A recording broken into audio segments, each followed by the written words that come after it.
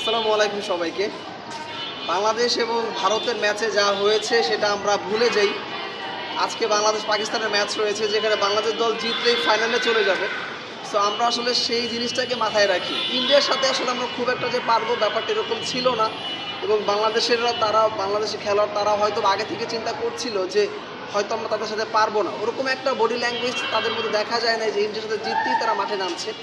এটা একটা বড় জন্য তো মুভমেন্ট দেখে বোঝা যায়নি, ব্যাটিংটা এতটাই খারাপ হয়েছে। তো পাকিস্তানের সাথে তারা জিতবে এমন একটা পরিকল্পনা নিয়ে কিন্তু আজকে মাঠে নামবে। সো আমরা জোর দেবে এবং আমাদের অনেক বিশ্বাস যে আজকে বাংলাদেশ দল পাকিস্তানের সাথে জিতবে এবং শেষে আমরা ফাইনালে যাব, ভারতের সাথে খেলবো। তো দেখা যাক সেই কাজটা বাংলাদেশ দল করতে পারে কিনা। একা তো শুধু একটা চেঞ্জ আসতে পারে। লিটন কুমার দাস এখনও ইনজুর রয়েছে, কনফার্ম নয় এখন পর্যন্ত। তবে এই ম্যাচে তাসকিন ফিরছে, সোহানের আসার একটা বহুত জোর একটা সম্ভাবনা রয়েছে। সেই ক্ষেত্রে শামীম পাটোয়ারি চেঞ্জ হতে পারে। সো লেটস সি, দেখা যাক বাংলাদেশ দল আসলে পাকিস্তানের সাথে কতটুকু কামব্যাক করতে পারে।